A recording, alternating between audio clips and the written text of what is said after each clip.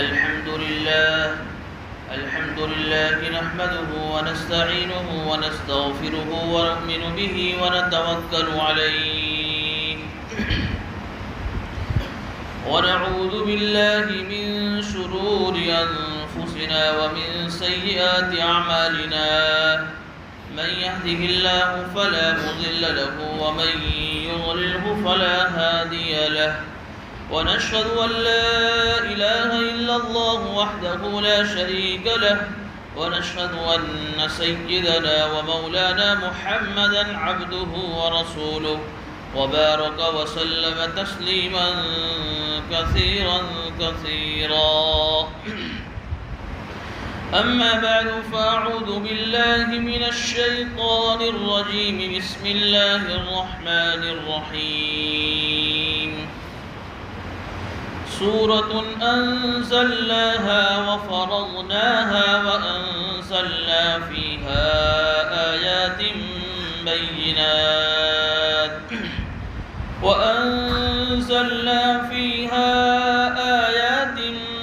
بينات لعلكم تذكرون الزانية والزاني فاجلدوا كل واحد منهما 100 جلدة ولا تأخذكم بهما رأفة في دين الله إن كنتم تؤمنون بالله واليوم الآخر وليشهد عذابهما طائفة من المؤمنين صدق الله العظيم.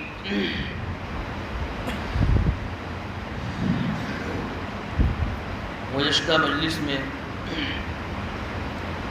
اللہ رب العزت کے فضل و کرم سے سورہ طٰہٰ ختم ہوئی اور آج کی اس مجلس سے اللہ ہی کے فضل سے سورہ نور کی تفسیر کا سلسلہ شروع کر رہے ہیں. یہ 18ویں پارے کی سورت ہے. اس سورت کا نام ہے سورہ نور.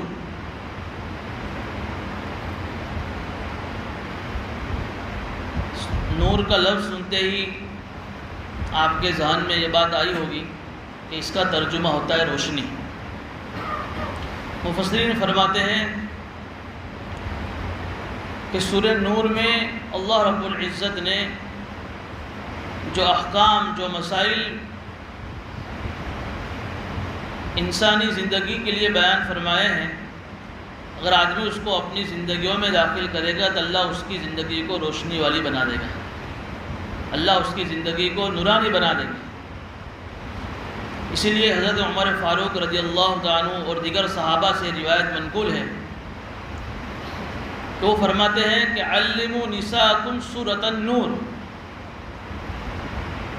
وعلموا رجالکم سورۃ المائدہ، کہ اپنی عورتوں کو سورہ نور سکھاؤ اور تمہارے مردوں کو سورہ مائدہ سکھاؤ. اس لیے کہ سورہ نور میں خاص کر کے عورت اور مرد کے پرائیویٹ کچھ مسائل بھی بیان اس میں ذکر کیے گئے ہیں، اور سورہ مائدہ کے اندر بھی حلال و حرام کے بہت سارے مسائل ہیں.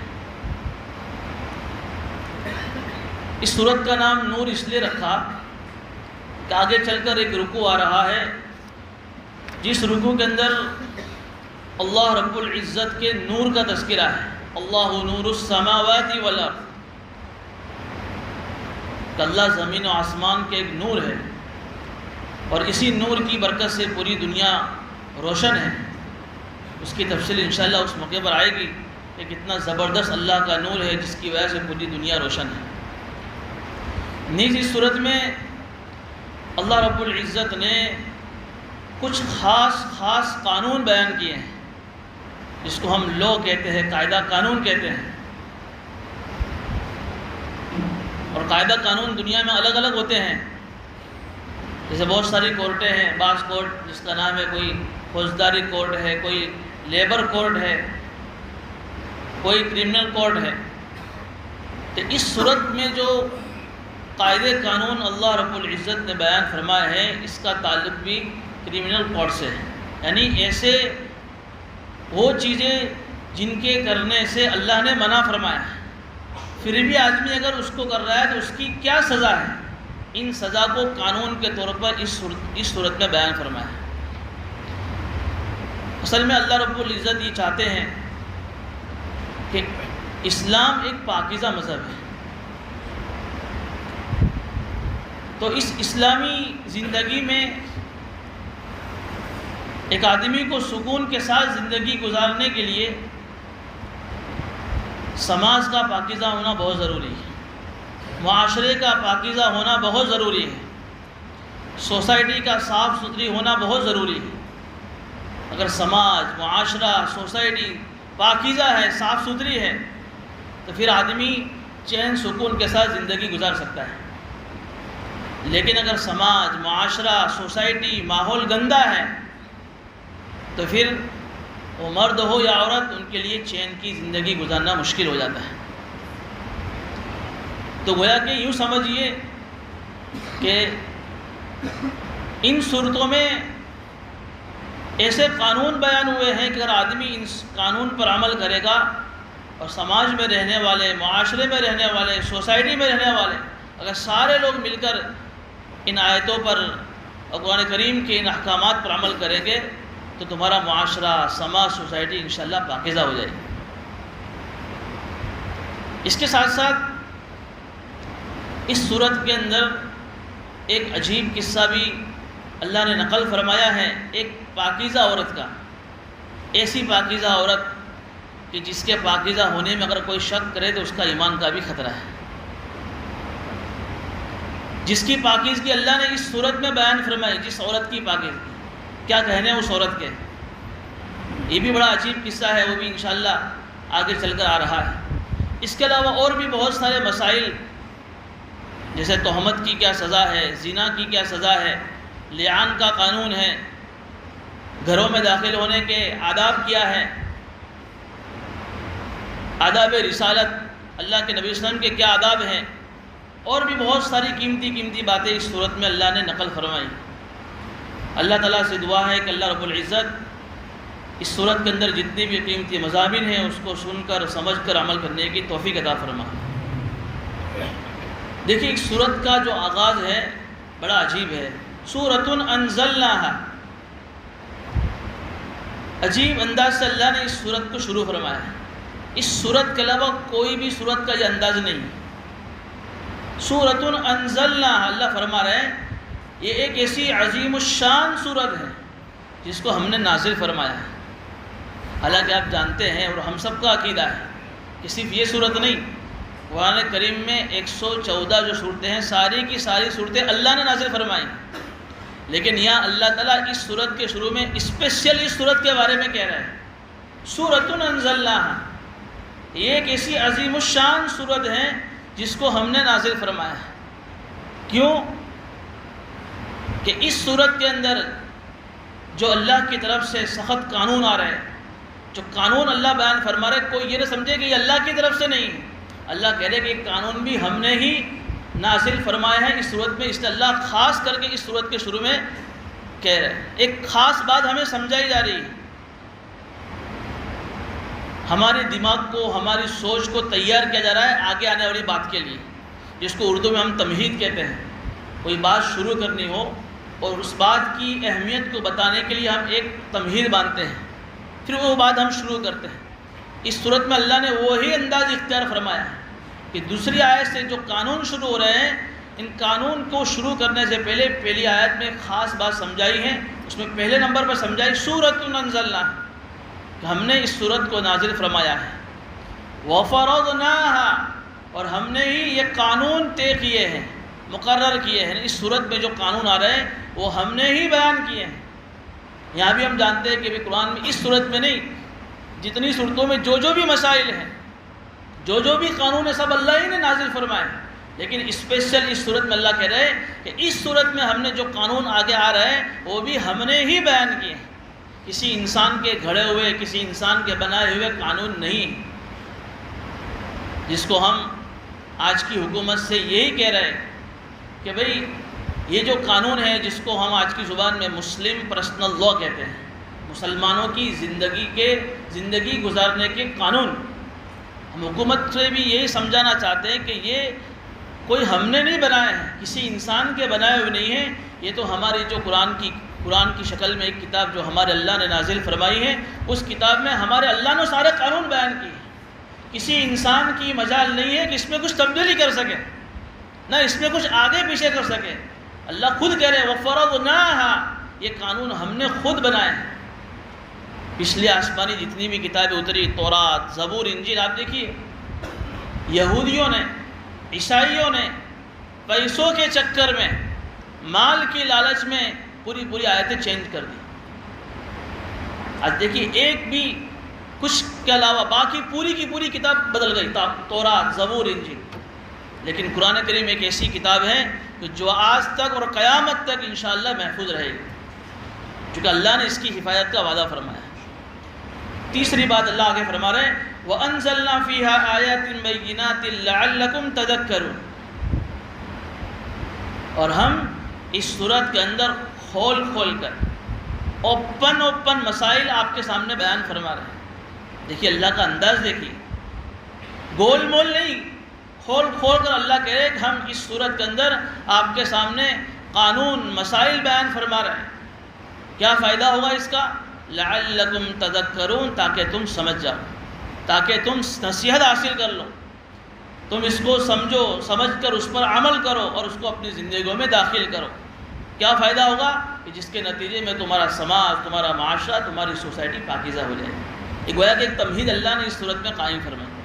اب اس تمہید کے بعد دوسری آیت سے اللہ قانون بیان فرما رہے ہیں الزانیۃ والزانی فاجلدوا کل واحد منہما 100 جلدہ.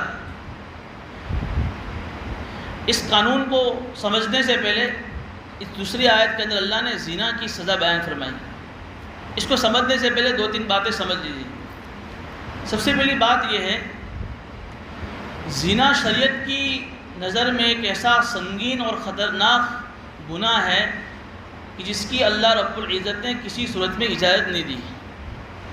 کوئی آدمی کتنا ہی مجبور ہو، یہ کہے کہ میں عمر کے ایک حصے کو پہنچ گیا ہوں، نکاح کے میرے پاس وسائل نہیں ہیں اور میں اب مجبور ہوں، اس لیے میں خوشی کے ساتھ جس کے ساتھ زنا کر رہا ہوں وہ بھی خوش ہے، میں بھی خوش ہوں. پھر کیا مسئلہ ہے کہ میں اپنی خواہش کو اس کے ساتھ پورا نہ کروں؟ اللہ فرما رہے کہ اس صورت میں بھی، اس عذر کی وجہ سے بھی آپ کو زنا کی اجازت نہیں. اور اس کی شکلیں ہیں کہ آپ عمر کو پہنچ گئے، آپ کے پاس نکاح کے وسائل نہیں ہیں، تو آپ اس کے لیے روزے رکھیں اور بہت سارے طریقے اپنی خواہشات کو دبا لیں. لیکن یہ عذر آپ کا کل قیامت میں نہیں چلے گا کہ اس عذر کی وجہ سے کوئی آدمی اگر زنا کو اپنے لیے حلال سمجھے. اس لیے کہ زنا کی وجہ سے جو سب سے بڑی خرابی جو لازم آتی ہے وہ آدمی کا نسب محفوظ نہیں رہتا ہے. نسب اور خاندان یہ اللہ کی بہت بڑی نعمت ہے. کوئی آدمی ہم سے پوچھے کہ بھئی تمہارے ابا کون، ہم فٹ سے کہہ دیں گے. تمہارے دادا کون، ہم فٹ سے کہہ دیں گے. تو یہ اللہ کی طرف سے ایک بہت بڑی نعمت ہے نسب کا محفوظ ہونا، خاندان کا ہونا، جس کو قرآن کریم نے ایک جگہ پر نعمت کے طور پر بیان فرمایا وَهُوَ الَّذِي خَلَقَ مِنَ الْمَاءِ بَشَرًا فَجَعَلَهُ نَسَبًا وَصِهْرًا. وہ ذات جس نے انسان کو ایک گندے قطرے سے پیدا فرما کر اس کے لیے خاندان بنایا، اور دوسری نعمت کا تذکرہ ہے سسرالی رشتہ بنایا. دو بڑی بڑی نعمتیں ہیں. اللہ نے اس کو قرآن کے اندر خاندان کو اور سسرالی رشتے کو اللہ نے نعمت کے طور پر بیان فرمایا.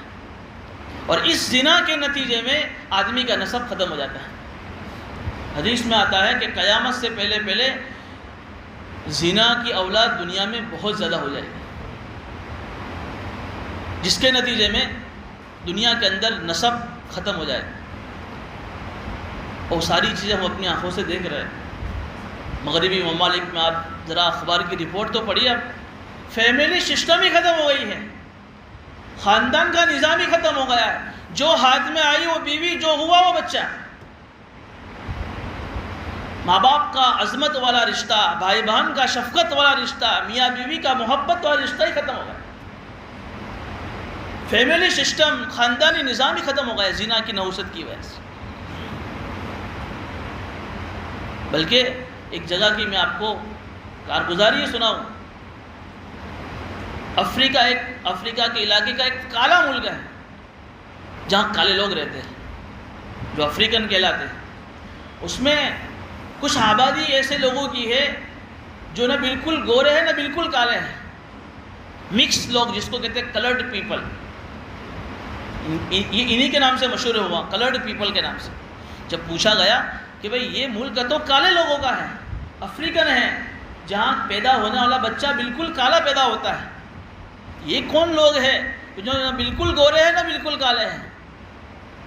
تو بتایا گیا کہ دوسرے ملک سے جو لوگ بزنس کے لیے، جاب کے لیے یہاں آتے ہیں، یہاں کی کالی عورتوں سے زنا کرتے ہیں، جن کے نتیجے میں یہ بچے پیدا ہوئے، اور ایک دو بچے نہیں، نسلوں کی نسلیں آگے نکل گئی، دادا تک بن گئے، لیکن انہیں اپنی باپ اور دادا کا پتہ نہیں۔ یہ قیامت کی نشانی ہے کہ زنا اتنا عام ہو جائے گا کہ جس کی وجہ سے نسب ختم ہو جائے گا۔ اس لیے اللہ نے کسی بھی صورت میں زنا کی اجازت نہیں دی ہے، ایک بڑی نعمت ہے، یہ ایک بات سمجھ۔ دوسری بات، دنیا کے اندر جو بھی فتنہ، جو بھی فساد، جو بھی جھگڑے ہو رہے اس کی دو وجہ ہے۔ ایک ہے مال، کہ جہاں مال بنیاد ہوتی ہے وہاں آپس میں مرڈر، آپس میں مارا ماری، آپس میں جھوٹ سب ہوتا ہے جو نہیں ہونا چاہیے، مال کی بنیاد پر، جس کو اللہ کے سب نے کہا کہ میری امت کے لیے مال فتنہ ہے، آزمائش کا سبب۔ دوسری وجہ دنیا میں فتنے فساد کی ہے عورت، جو زنا کا ذریعہ ہے۔ اب دیکھیے کورٹ میں جو ڈبل مرڈر کے کیس ہیں، ٹرپل مرڈر کے جو کیس ہیں، بنیاد کیا ہے؟ زنا ہے ایسے کورٹ میں کیس کہ اللہ رب العزت نے عورت کی ذات میں حیا اور شرم رکھی ہے۔ اگر یہ عورت اپنے اس ذاتی فطرتی وصف کو اگر سنبھال لے تو تقریباً دنیا سے زنا کے قصے ختم ہو جائیں۔ آج دنیا کے اندر جو بلاತ್ಕಾರ ہو رہے ہیں، جو ریپ ہو رہا ہے، اس میں سب سے بڑی وجہ عورت ہے، اس لیے کہ اللہ نے اسے جو قدرتی حسن دیا، اس نے اس کی پبلسٹی کی، جو خوبصورتی دی لوگوں کے سامنے اس کا شو کیا، میک اپ کر کے اور اپنے آپ کو بناؤ سنگار کر کے سوار کر لوگوں کے سامنے پیش کیا، جس کے نتیجے میں پھر ریپ ہوا، جس کے نتیجے میں پھر بلاत्કાર ہو رہا ہے، جس کے نتیجے میں زنا ہو رہا ہے۔ یہی عورت اگر اللہ کی اس دی ہوئی صفت کو، اس حیا کو اگر سنبھال لے تو پھر یہ چیزیں ناممکن ہیں، قریب قریب۔ تو دوسری وجہ یہ ہے، اس لیے اللہ نے زنا پر روک تھام لگائی۔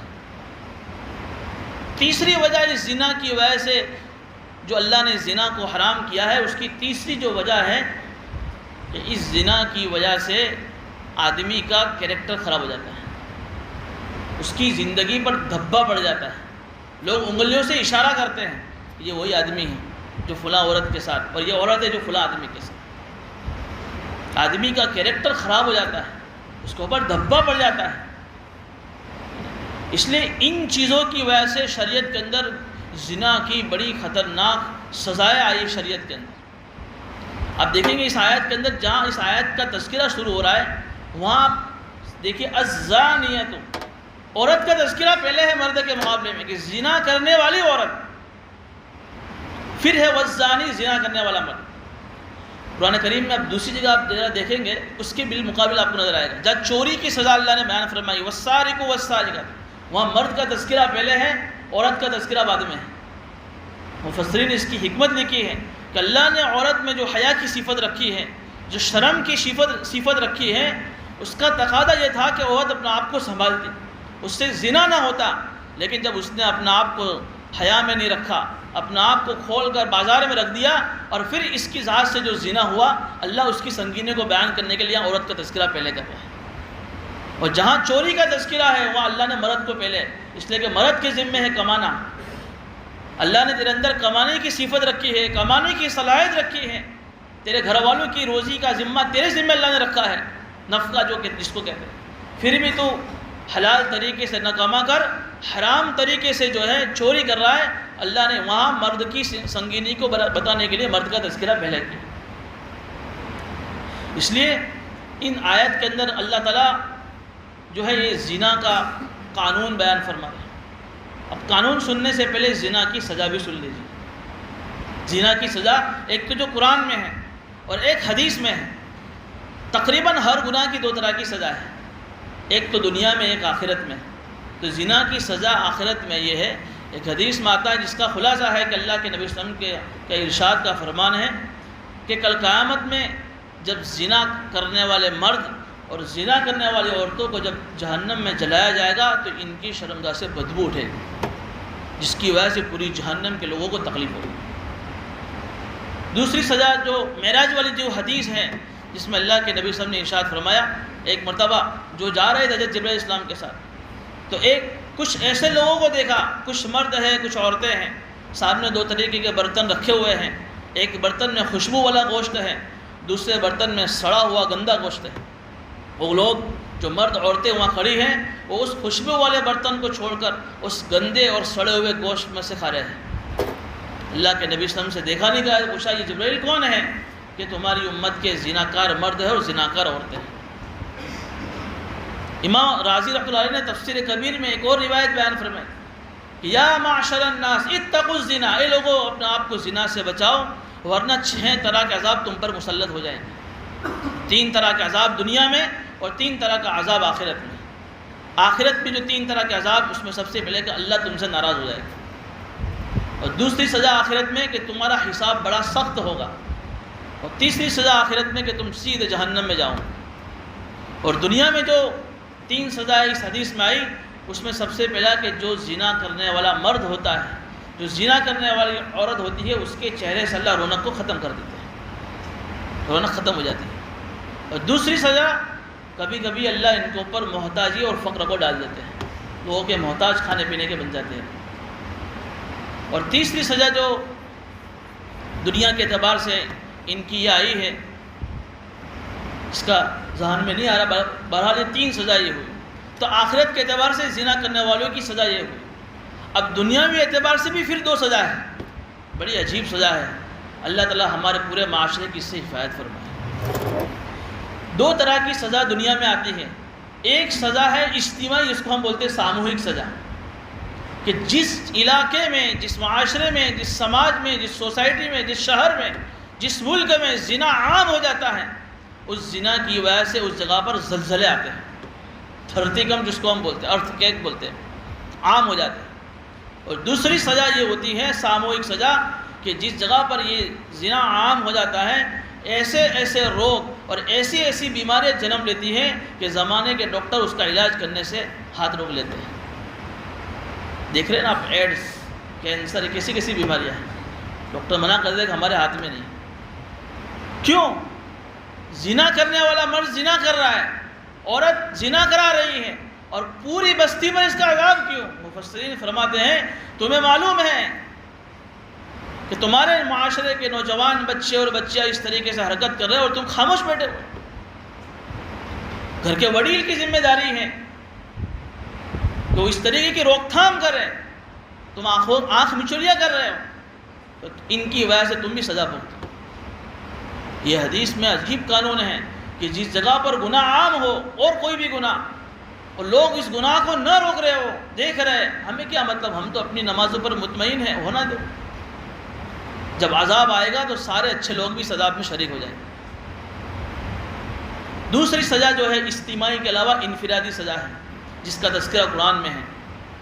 اب انفرادی جو زنا کی جو سزا ہے، جو اکیلے میں جس آدمی نے زنا کیا ہے، جس عورت کو زنا وہ کیا ہے، دیکھیے زنا کی جو سزا ہے اس میں تھوڑی سی تدریج ہے، دھیرے دھیرے چینجنگ ہوئی ہے۔ پہلے سزا کچھ اور تھی، پھر کچھ اور ہوئی، پھر کچھ اور ہوئی۔ اس صورت میں فائنل سزا زنا کی بیان فرمائیں۔ اب کیا سزا ہے دنیاوی اعتبار سے انفرادی؟ کہ اگر زنا کرنے والا مرد اور زنا کرنے والی عورت دونوں کنوارے ہیں، غیر شادی شدہ ہیں، شادی نہیں ہوئی ہیں، اور زنا جیسی خطرناک جرم میں پھنس گئے دونوں، اور ان کا جرم شریعت میں ثابت ہو گیا گواہوں کے ذریعے سے، تو اللہ قرآن میں قانون بیان فرما رہے ہیں الزانیۃ والزانی، زنا کرنے والا مرد اور زنا کرنے والی عورت، فجلدوا کل واحد منہما 100 جلدہ، دونوں میں سے ہر ایک کو 100 کوڑے مارو، 100 چابک مارو، کہ تم نے اپنی خواہش کو برا کرنے کے لیے حلال طریقہ چھوڑ کر حرام کے ذریعے سے اپنی خواہش کو برا کیا ہے، تمہیں جو ہے 100 کوڑے اس زمانے کا قاضی مارے گا تمہیں، اور پھر مناسب ہوگا تو تمہیں 100 چابک مارنے کے بعد تمہیں اپنے جو ہے سماج سے، اپنے معاشرے سے، اپنے شوہر سے تمہیں نکال دے گا، اگر اس کو مناسب لگے گا۔ یہ سزا ہے کس کی؟ کنوارے لوگوں کی، جو کنوارے پن کی حالت میں، غیر شادی شدہ ہونے کی حالت میں اگر یہ حرکت کرے۔ جو مرد عورت شادی شدہ ہے، گھر میں بیوی ہے، حلال ذریعہ ہے اپنی خواہش کو برا کرنے کا، اس کے باوجود بھی اگر زنا کے خطرناک جرم میں پھنسے ہوئے ہیں اور ان کی شہادت ثابت ہو جاتی ہے، حدیث متواتر سے اللہ کے رسول نے اس کی سزا بیان فرمائی کہ ان کو لوگوں کے سامنے لا کر پتھر مار مار کے مار ڈالو۔ اتنی خطرناک سزا ہے، اور چھپ کر نہیں، آگے آ رہا ہے اللہ کہہ رہا ہے چھپ کر نہیں مارنا ہے، لوگوں کے سامنے لاؤ انہیں۔ جو اس طریقے کی گندی حرکت کرے، سماج میں انہیں جینے کا کوئی حق ہی نہیں ہے۔ سب بندی کرو، اور سب بندی کر کے ایک ایک کر کے لوگ پتھر مارو۔ ہاں اتنا ہے کہ ان کے چہرے پر اور ان کے پرائیویٹ پارٹس پر نہ مارا جائے، لیکن مار مار کے انہیں مار ڈالو تاکہ سماج میں ایسے لوگ باقی نہ رہیں۔ اب آگے اب سنیے آپ کیا اللہ کیا فرما رہے ہیں۔ جب یہ آیت ہم سن رہے تو ہمارے دلوں پہ ایک چوٹ لگتی ہے، اسی کو اللہ آگے کہہ رہے ہیں وَلَا تَأْخُذْكُمْ بِهِمَا رَأْفَةٌ فِي دِينِ اللَّهِ۔ سن لو ایمان والو، اللہ کے دین کے معاملے میں ان پر سزا نافذ کرنے میں تمہیں کوئی ترس نہیں آنا چاہیے۔ بیچارے کو کیا کیا ہے؟ یہ بیچارہ نہیں ہے جس نے سماج کو، معاشرے کو گندہ کیا ہے۔ اللہ کے دین کے معاملے میں اب ان کا جرم یہی ہے کہ ان کو اب جو ہے کنوارے ہیں تو 100 کوڑے مارا جائے، اور شادی شدہ ہے تو مار مار کر ختم کر دیا جائے۔ اس لیے کہ شریعت نے پہلے زنا کے روک تھام کے لیے مردوں کو بھی حکم دیا کہ تمہاری نگاہوں کو نیچے رکھو، عورتوں کو حکم دیا کہ تم پردے میں رہو، اور بھی بہت سارے شریعت نے جو ہے اس کے اسباب۔ پھر بھی کوئی آدمی ان ساری حدود کو توڑ کر بد نظری کر رہا ہے، عورتیں بے پردہ باہر گھوم رہی ہیں، پھر بھی اللہ کہہ رہے کہ بھئی انہیں رسوا مت کرو، الگ سے سمجھاؤ انہیں۔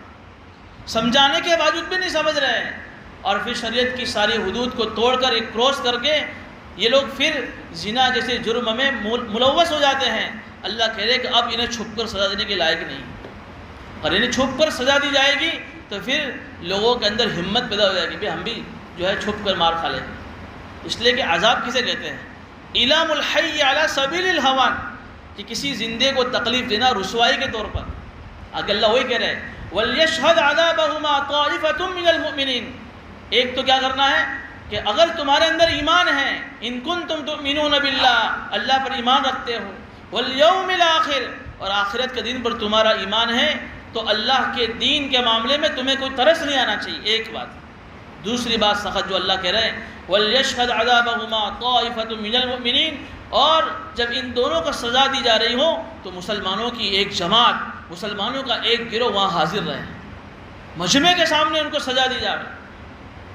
اس لیے کہ اگر چھوپ کر ایک آدمی کو 100 کوڑے مارے جاوے تو اس کے لیے اتنا بھاری نہیں، اور ایک کوڑا، ایک چابک بھرے مجمع میں اس کو مارا جاوے تو وہ اس کی رسوائی ہوتی ہے۔ مفسرین یہی کہہ رہے ہیں کہ اللہ نے یہ حکم رسوائی کے لیے بیان کیا ہے، کہ پہلے کہا کہ سدھر جاؤ، زنا کی روک تھام کے لیے آپ کو سارے اسباب بتا دیے، پھر بھی آپ جو ہے اپنی منمانی کر کے سارے حدود کو شریعت کے توڑ کر تم زنا میں داخل ہو گئے۔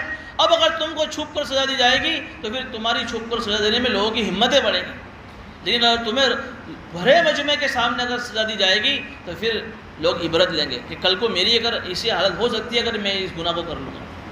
اس لیے اللہ کہہ رہے وَلْيَشْهَدْ عَذَابَهُمَا طَائِفَةٌ مِّنَ الْمُؤْمِنِينَ، کہ مسلمانوں کی ایک جماعت، مسلمانوں کا ایک مجمع ان کو سزا دینے میں حاضر رہنا چاہیے۔ اس سے پتہ چلتا ہے کہ زنا اللہ کی نگاہ میں کتنا خطرناک جرم ہے، کہ جس سزا کے اندر اللہ نے کوئی رعایت نہیں کی ہے۔ اللہ کے نبی اسلام سے بڑا مشفق کون ہو سکتا ہے؟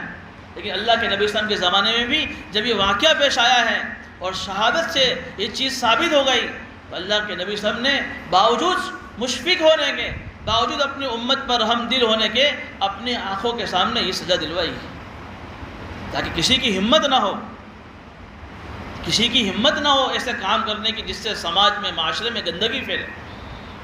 لیکن جتنی خطرناک سزا ہے اس کی خطرناک اتنی شرطیں بھی ہیں۔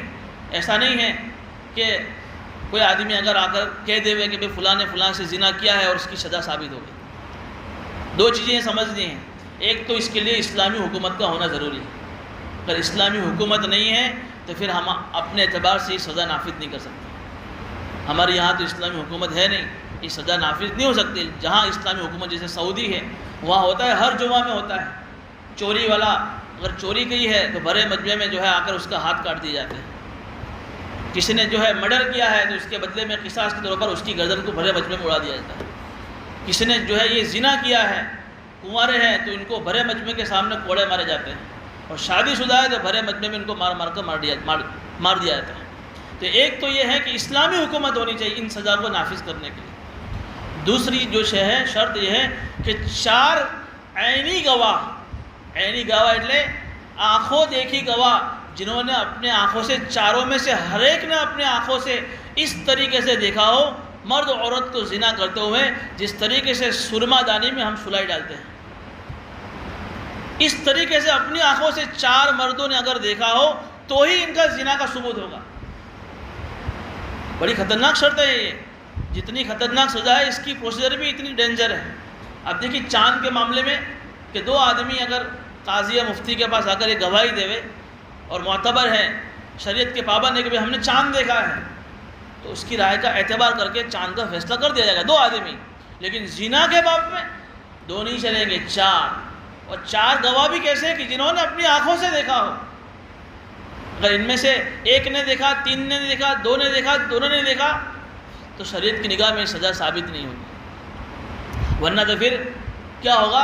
اگر عینی گواہ یہاں پر شرط نہ رکھے جاوے تو پھر ہر آدمی کسی دوسرے سے جس سے اس کو حسد ہے اس کے بارے میں جا کر غازی کے سامنے کہہ دے گا بھئی یہ دنیا سے ختم ہو جاوے، آخرت میں اللہ سے ہم کہہ دیں گے. ایسا ہو سکتا ہے. جو شریعت نے بڑی خطرناک اس کے لیے شرطیں لگائی ہیں کہ زنا کو ثابت کرنے کے لیے 4 عینی گواہ کا ہونا ضروری ہے، تبھی جا کر یہ شریعت کا یہ زنا کا ثبوت ہوگا اور اس کے سلسلے میں جو ہے اس پر حد جاری کی جائے گی. اب یہاں ایک بات یہ ہے کہ اللہ کے نبی صلی اللہ علیہ وسلم کے زمانے میں صحابہ کرام سے بھی زنا ہوا.